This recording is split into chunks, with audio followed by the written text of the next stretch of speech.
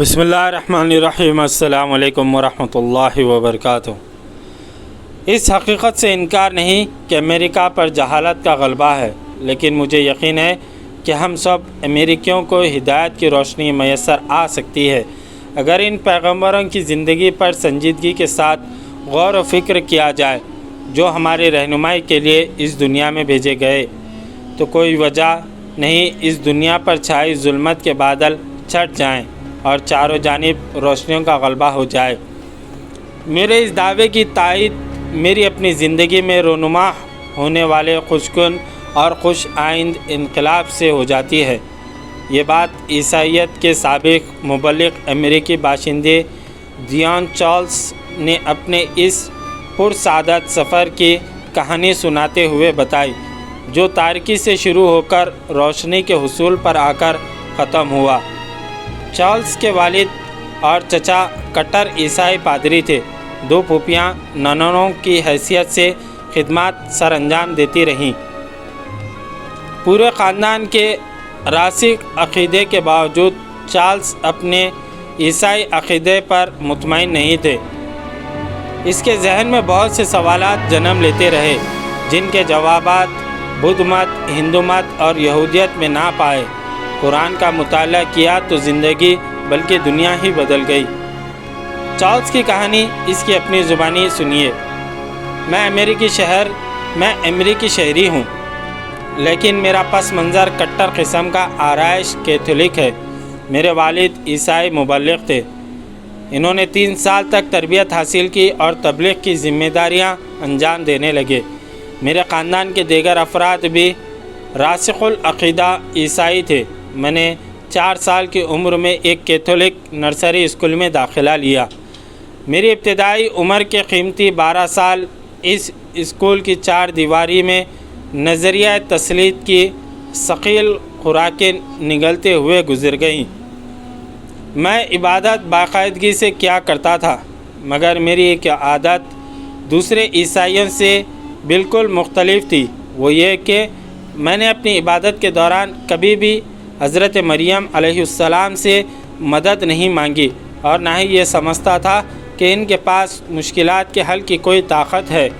اس طرح رات کو سوتے وقت جو دعائیں مانگتا تھا، ان میں بھی میری مخاطب حضرت مریم علیہ السلام نہیں ہوتی تھی۔ عیسائی طور طریقوں کے مطابق جو دعائیں مانگتا، ان میں اللہ تعالیٰ ہی کو مخاطب کرتا اور کہا کرتا تھا، مجھے معلوم ہے کہ خدا آپ ہی ہیں، مگر میں کیا کروں، میرے ماں باپ نے مجھے یہی دعائیں سکھائی ہیں۔ جب میں 12 سال کا ہوا تو میری سالگرہ پر میری ماں نے مجھے بائبل کا تحفہ دیا۔ ہم کیتھولک تھے، لہٰذا ہم بالٹیمور کلیسا کی کتابیں نہیں پڑھ سکتے تھے کیونکہ ویٹیکن نے ان پر پابندی عائد کر رکھی تھی۔ میں نے بائبل کا مطالعہ کیا تو مجھے کئی مقامات پر شک گزرا کہ یہ خدا کا کلام ہرگز نہیں ہو سکتا۔ مجھے یہ انسان کی لکھی ہوئی کتاب محسوس ہوتی۔ میں نے مغرب کے حوالے سے شش و بنج میں اپنی عمر کے 20 سال مکمل کر لیے۔ اس دوران میں کوئی بھی نہیں کہہ سکتا تھا کہ میرا اصل مذہب کیا تھا۔ میں نے مختلف مذاہب کا تقابلی جائزہ لینے کا فیصلہ کر لیا۔ بدھ مت اور ہندو مت کی کتابوں کا مطالعہ شروع کر دیا، لیکن ان کے کسی بھی پہلو نے مجھے متاثر نہیں کیا۔ پھر میں نے رہنمائی کے لیے مقامی کلیسا کی طرف رجوع کیا، لیکن وہاں سے بھی مجھے مایوسی کے سوا کچھ نہیں ملا۔ اس کے ساتھ ساتھ خدا کے ساتھ باتیں کرنے کی میری پرانی عادت جاری رہی۔ میں رات کو سوتے وقت ایک خدا کو ضرور اپنے مسائل بتاتا تھا۔ میں یہ کام اس کامل یقین کے ساتھ کرتا تھا کہ خدا ایک ہے، وہ میری یہ بات سنتا ہے اور انسانوں کو اپنی محبت اور توجہ کا مستحق سمجھتا ہے۔ جب میں نے پہلی بار قرآن مجید کا نام سنا، ان دنوں میں ماسٹر ڈگری کے امتحان کی تیاری کر رہا تھا۔ قرآن مجید عربی زبان میں تھا، جبکہ ان دنوں امریکیوں کی عظیم اکثریت کی طرح میں بھی مسلمانوں کو تہذیب کو لوٹنے والے لوگ سمجھتا تھا۔ جب بھی اسلام کا ذکر ہوتا تو میرے ذہن میں عرب، اونٹ اور صحرا میں گاڑے ہوئے خیمے گھوم جاتے، جن میں میلے کچیلے گندے عرب ہی نظر آتے تھے۔ میں نے اپنی تعلیم کے ابتدائی دور میں سوچا کہ دنیا میں عیسائی اور یہودی تہذیب کے علاوہ باقی لوگ یقیناً حقیر مخلوق ہی ہوتے ہوں گے۔ میں نے اس تیسری تہذیب سے تعلق رکھنے والے لوگوں یعنی مسلمانوں کے متعلق ہمیشہ منفی خیالات رکھے ہیں۔ اصل میں 1967 کے دوران ہونے والے عرب اسرائیلی جنگ میں پہلی بار اس تہذیب کے حامل فلسطینی مسلمانوں کا پتہ چلا۔ اس سلسلے میں ان لوگوں کو ہماری قوم کا دشمنی کہا گیا، لیکن میرا نقطہ نظر کس قدر مختلف تھا۔ مجھے ان کے بارے میں کوئی معلومات نہیں تھی، مگر مجھے یہ لوگ اچھے لگتے تھے۔ کیوں؟ مجھے آج تک اس سوال کا جواب نہیں ملا۔ میں اندیکھے انجانے لوگوں کی محبت میں گرفتار تھا۔ آج وجہ سمجھ میں آ گئی ہے کہ یہ تو میرے حقیقی بھائی تھے۔ جب میں نے پہلی بار قرآن کریم پڑھا، اس وقت میں 35 سال کا تھا۔ میں نے قرآن کسی اور نیت سے کھولا تھا، مگر خدا کو کچھ اور ہی منظور تھا۔ میرے سامنے سورہ مومنون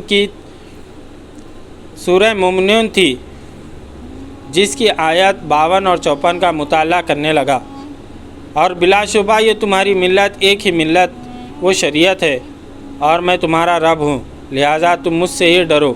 پھر انہوں نے اپنا امر دین آپس میں ٹکڑے ٹکڑے کر ڈالا۔ ہر فرقے کے پاس جو کچھ ہے وہ اسی پر رجے ہوئے ہیں۔ چنانچہ اے نبی صلی اللہ علیہ وسلم، آپ انہیں ان کی غفلت میں ایک مقرر وقت تک چھوڑ دیں۔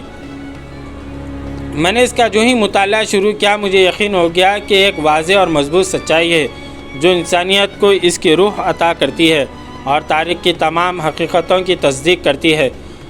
قرآن وہ تمام نظریات مسترد کرتا ہے جن کے بل بوتے پر بعض قومیں اپنے آپ کو دوسروں پر غلط طور پر فائق تصور کرتی ہیں۔ قرآن مجید کی بالا آیت کے چند الفاظ ہی میں نسلوں زبانوں کی بنیاد پر قوم پرستی کو مسترد کرتے ہوئے صرف ایک خدا کی عبادت کی تلقین کرتی ہیں، اس خدا کی جس نے ہر چیز پیدا کی ہے اور جس کی طرف بالآخر ہر چیز کو واپس پلٹنا ہے۔ عیسائیت میں ہمیں حضرت عیسیٰ علیہ السلام اور حضرت مریم علیہ السلام سے محبت کا درس دیا جاتا ہے، جبکہ میں نے قرآن کے ابتدائی مطالعے ہی سے یہ اخذ کیا کہ دونوں جلیل القدر ہستیوں سے فی الحقیقت مسلمان بھی محبت کرتے ہیں۔ اسلام میں دونوں ہستیوں سے محبت کی تعلیم ہے، مگر اللہ تعالیٰ کے ساتھ سب سے بڑھ کر محبت کا حکم دیا گیا ہے۔ اللہ تعالیٰ ہی محبت کی اصل محبت ہے اور یہی جنت کی راہ دکھاتی ہے۔ اللہ تعالیٰ واحد ہے جو پوری کائنات کا حکمران ہے اور اس کی اطاعت لازم ہے۔ وہ قیامت کے روز ہم سب سے حساب لے گا اور اس روز کوئی کسی کی مدد نہیں کر سکے گا۔ اس لیے اسی نے ہم سب کو پیدا کیا، جس طرح اس نے حضرت عیسیٰ علیہ السلام، حضرت مریم علیہ السلام اور حضرت محمد مصطفیٰ صلی اللہ علیہ وسلم کو پیدا کیا۔ پچھلے سارے لوگ وفات پا گئے اور جو اس دنیا میں آنے والے ہیں انہیں بھی انتقال کر جانا ہے۔ ایک اللہ کی ذات ہے جسے موت نہیں آتی۔ حضرت عیسیٰ علیہ السلام نے کبھی دعویٰ نہیں کیا کہ وہ خدا ہیں، جبکہ کلیسا کا دعویٰ ہے کہ حضرت عیسیٰ علیہ السلام جو دعویٰ کرتے تھے اس سے کہیں بڑھ کر اسی سے انہوں نے نظریہ تثلیت تخلیق کیا۔ ان لوگوں نے ہی اصل تورات اور انجیل میں کنفیوژن ڈال دی۔ حالانکہ سب سے بڑی حقیقت یہ ہے کہ حضرت عیسیٰ علیہ السلام ایک پیغمبر ہی تھے، ایک انسان تھے جن پر اللہ تعالیٰ کا کلام نازل ہوا۔ اگر ہم اس حقیقت کا ادراک اور اعتراف کر لیں تو یہ بات کھل کر سامنے آ جاتی ہے کہ حضرت محمد مصطفیٰ صلی اللہ علیہ وسلم حضرت عیسیٰ علیہ السلام ہی کے بھائی تھے۔ دونوں ایک ہی پیغام انسانیت لے کر آئے تھے۔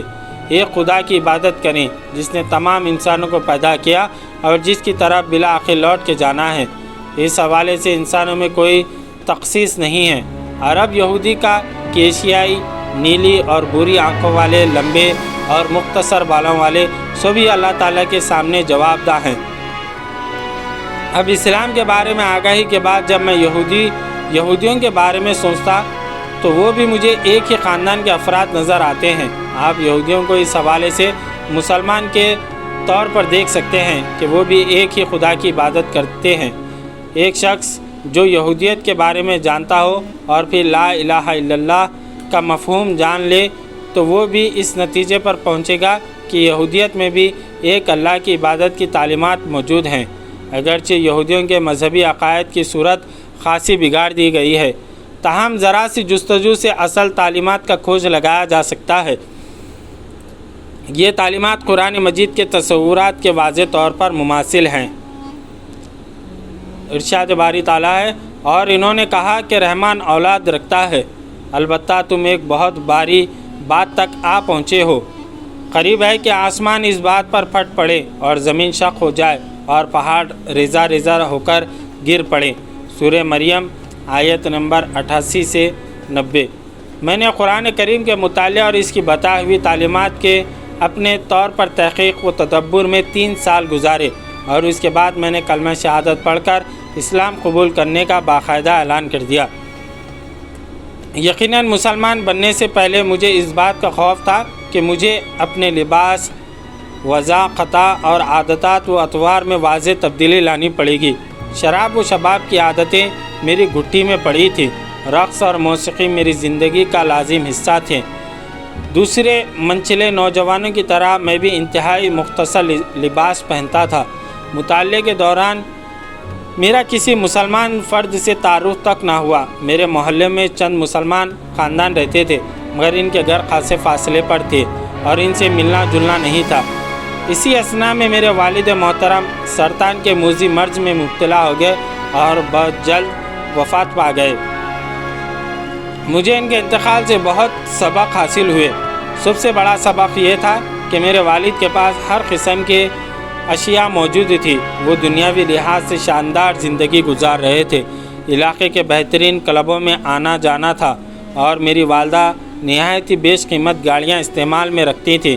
ان کے پاس بے پناہ دولت تھی، اس کے باوجود موت نے انہیں نہایت ہی آسانی کے ساتھ شکست دے دی۔ ان دنوں دین اسلام کا مطالعہ اور اس حوالے سے غور و فکر کیا کرتا تھا۔ باپ کی وفات کے بعد دین حق کی تلاش میں بہت تیزی کر دی۔ اس المناک سانحے کے بعد مصر چلا گیا اور عربی زبان میں اسلام کا لٹریچر پڑھنے لگا۔ اس مطالعے میں مجھے اس حقیقت پر شرح صدر ہو گیا کہ اللہ تعالیٰ ایک ہے، اس کا کوئی شریک نہیں، اور وہ زندہ و جاوید ہے۔ اس نے نہ جنم لیا اور نہ کسی کو جنم دیا، اور اس کا کوئی ہمسر نہیں۔ مجھے اسلام کی طرف سے سب سے زیادہ کھینچنے والی اہم بات مسلمانوں کا تصور مساوات ہے۔ نبی آخر الزماں صلی اللہ علیہ وسلم نے فرمایا کہ لوگ کنگھی کے دانوں کی طرح ہیں، اور ان میں سب سے بہتر وہ ہیں جو زیادہ پرہیزگار ہیں۔ قرآن مجید میں بھی ہمیں یہی بتایا گیا کہ نیکوکار لوگ ہی بہترین ہیں۔ نیکی کی تحریک و ترغیب اللہ تعالیٰ کے خوف اور محبت سے ہی ملتی ہے۔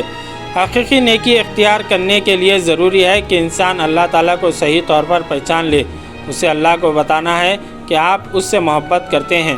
میں نے عربی زبان سیکھنے کا فیصلہ صرف اسی لیے کیا تھا کہ میں اس زبان میں اللہ تعالیٰ کا پیغام سمجھ لوں، جس زبان میں پیغام نازل ہوا۔ قرآن کریم کے فہم نے زندگی کے تمام رخ بدل دیے۔ اب مجھے عیش و عشرت سے نفرت ہو گئی۔ قیمتی لباس، لمبی لمبی کاریں اور لمبی لمبی سیر و سیاحت، سب کچھ میرے لیے ثانوی اور معمولی حیثیت اختیار کر گئے۔ میرے دل میں اس خیال سے خوشی کی لہر اٹھتی تھی کہ اللہ تعالیٰ نے مجھے وہی کچھ دیا ہے جس کا میں خواہش مند تھا۔ تبدیلی مذہب کا ایک لازم نتیجہ یہ ہوتا ہے کہ اہل خانہ اور دوست احباب کا نعرہ کر لیتے ہیں، مگر مجھے کسی کی محبت اور دوستی کی محرومی کا ذرا بھر بھی ملال نہیں تھا، بلکہ اللہ کے سائے عاطفت میں پناہ میسر آ جانے کی مسرت و شادمانی بے پناہ تھی، جس کو الفاظ میں بیان نہیں کیا جا سکتا۔ اس کا احساس تو اسی کو ہوگا جسے یہ سعادت حاصل ہو جائے۔ میں مذہب تبدیل کرنے کے بعد جن احباب سے دور ہوا، اللہ تعالیٰ سے میری دعا ہے کہ مجھے ان کا پھر سے قرب حاصل ہو جائے، یعنی وہ بھی خدا کا قرب پانے کی سعادت حاصل کر لے، آمین۔ اسلام کی حقانیت کے عرفان سے مجھے دنیا کی ہر نعمت مل گئی۔ اللہ تعالیٰ میری حفاظت کر رہا ہے۔ میں اسی ہستی کو روز اول سے جانتا تھا، مگر اپنے شعور اور جبلت میں اس کے نام سے آگاہ نہیں تھا، ورنہ تو میں اپنی حاجات کے لیے دور گمراہی میں بھی اسی سے رجوع ہوتا تھا۔ میں نے ذکر کیا ہے کہ میں اپنے دور جاہلیت میں بھی اپنے خدا ہی سے مدد مانگتا رہا ہوں، اور اس وقت مانگتا رہا ہوں جب مجھے کوئی نہیں دیکھ رہا تھا۔ سورہ مریم میں ہے۔ یہ اس رحمت کا ذکر ہے جو تیرے رب نے اپنے بندے زکریا پر کی جب اس نے اپنے رب کو چھپی آواز سے پکارا۔ قرآن و حدیث کا مطالعہ کرنے والے سبھی بھائی جانتے ہیں کہ حضرت زکریا حضرت مریم علیہ السلام کے بہنوئی تھے۔ حضرت مریم کے والد کا نام عمران تھا۔ حضرت مریم علیہ السلام ابھی صرف چند سال کی تھیں کہ ان کے والد کا انتقال ہو گیا۔ وہ ہیکل کے ناظم اعلیٰ تھے۔ ان کے بعد حضرت زکریا علیہ السلام ہیکل کے ناظم اعلیٰ مقرر ہوئے۔ اس زمانے میں حضرت مریم علیہ السلام اپنی والدہ کی نظر کے مطابق ہیکل کی خدمات میں دے دی گئی تھی۔ حضرت زکریا علیہ السلام چونکہ حضرت مریم علیہ السلام کے قریبی عزیز تھے اور ہیکل کے سردار بھی، اسی لیے وہی حضرت مریم علیہ السلام نے چھپی آواز میں خدا سے دعا کی۔ یہ دعا حیرت انگیز طور پر پوری ہوئی۔ اس سے پتہ چل جاتا ہے کہ سچی دعا کیا ہے۔ سچی دعا دراصل اس یقین کا بے تابانہ اظہار ہے کہ سارا اختیار صرف خدا کے پاس ہے۔ اسی کے دینے سے انسانوں کو ملے گا اور وہ نہ دے تو کبھی کسی کو کچھ نہیں مل سکتا۔ سچی دعا کا سارا رخ ایک خدا کی طرف ہوتا ہے۔ یہی وجہ ہے کہ سچی دعا سب سے زیادہ اسی وقت ابلتی ہے جب انسان تنہائی میں ہو، جہاں اس کے اور خدا کے سوا کوئی تیسرا نہ پایا جائے۔ جزاک اللہ خیر۔